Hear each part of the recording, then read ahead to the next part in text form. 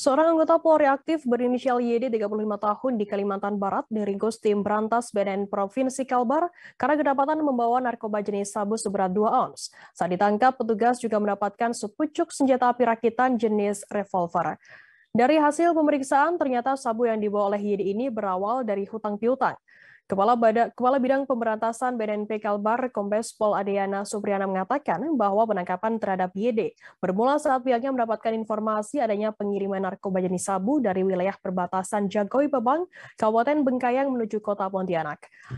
Informasi lebih lengkapnya terkait hal ini akan disampaikan oleh rekan jurnalis kami dari Tribun Pontianak, ada Ferianto yang akan melaporkannya. Silakan rekan Ferry. Siap, terima kasih Firda. Nah, untuk pengungkapan kasus oknum polisi yang dilakukan oleh tim dari BNNP Kalimantan Barat sendiri bermula pada tanggal 21 April 2022 kemarin ya.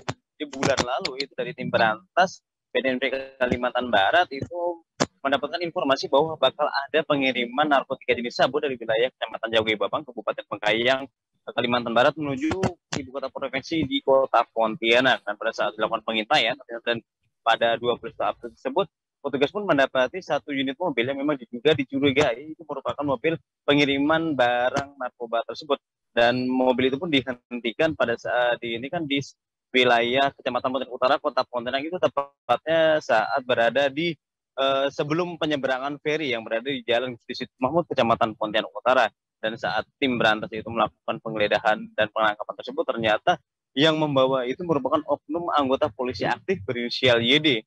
Dan di mobil tersebut yang digunakan oleh tersangka tersebut itu diamankan 2 kantong sabu seberat 200 gram, kemudian ada juga satu pucuk senjata api jenis revolver yang berada di dalam di bawah jok mobil dari tersangka ini.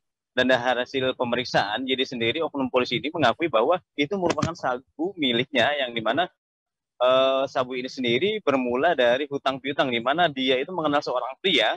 Nah, kemudian pria itu memiliki hutang kepada YD ini sebesar 50 juta, dan karena tidak sanggup bayar, si pria tersebut menawarkan bahwa bagaimana bila sabu hutang tersebut dibayarkan dengan menggunakan sabu. Dan YD pun menyetujui tawaran dari pihak rekannya tersebut, dari orang yang berhutang kepada dirinya. Dan saat itu yang bersangkutan pun mengarahkan YD ini untuk ke Kecamatan Jagoy Babang, Kabupaten Bengkayang, untuk mengambil sabu tersebut dari seorang yang biasa itu disapa dengan Pak Itam yang di sana. Dan Pak Itam sendiri ini sudah diamankan ya pada bulan April kemarin juga itu oleh Polres Bengkayang terkait peredaran gelap narkoba juga. Nah, pada saat ditemui oleh YD di Kabupaten Bengkayang ini, nah itu diberikan juga 2 paket sabu itu seberat 200 gram, jadi masing-masing paket itu 100 gram 100 gram. Nah, pada saat itu juga disampaikan, ternyata dari pemeriksaan diketahui bahwa yang mengarahkan YD itu ke Kabupaten Bengkayang ini juga sebelumnya sudah memiliki hutang terhadap yang di Kabupaten Bengkayang ini, si Pak Itam ini. Nah, dari itu kemudian pulanglah si oknum polisi ini ke Kota Pontianak untuk membawa sabu itu ke Kampung Beting yang akan dijualnya di sana sebagai ganti terhadap hutang dari rekan dari YD ini. Dan sebelum dijual, ternyata YD ini sendiri sudah diamankan oleh tim Berantas dari BNNP Kalimantan Barat. Nah, selain itu dari hasil pemeriksaan juga ternyata Kabid Pemberantasan BNNP Kalimantan Barat, Kombes Pol Adriana Supriyana, juga mengungkapkan bahwa YD ini pada tahun lalu itu dia sempat diduga terlibat peredaran gelap narkoba yang jumlahnya itu puluhan kilo. Namun memang pada saat itu masih belum terbukti ya, karena pada saat itu baru mengarah ke YD. Tapi untuk bukti valid, bukti tertangkap tangannya masih belum ada, dan hingga pada saat kemarin diketahui bahwa YD ini tertangkap tangan sedang membawa narkoba jenis sabu seberat 200 gram dan juga ada satu pucuk senjata api. Nah, kemudian ada yang pada saat di tahanan BNNP Kalimantan Barat sendiri, si YD ini kemarin juga sempat ingin mengakhiri hidupnya, Firda.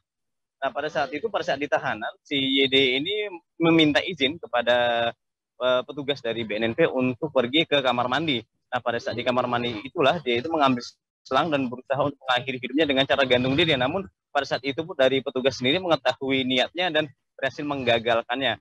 Kabid Pemberantasan sendiri dari BNN Kalbar mengungkapkan bahwa selain melupakan turut serta dalam peredaran gelap narkotika, YD ini juga merupakan pemakai narkoba itu sendiri.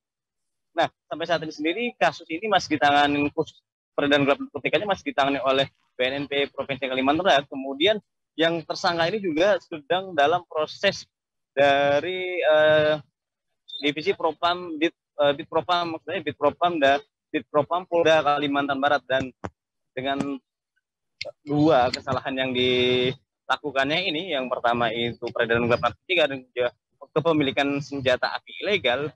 Kemarin itu dari bidang Propam Ditpropam Provinsi Polda Kalbar itu menyampaikan bahwa YD ini juga bakal terancam dipecat dari kepolisian, dan sampai saat ini pun masih proses hukum terhadap YD ini masih dalam proses.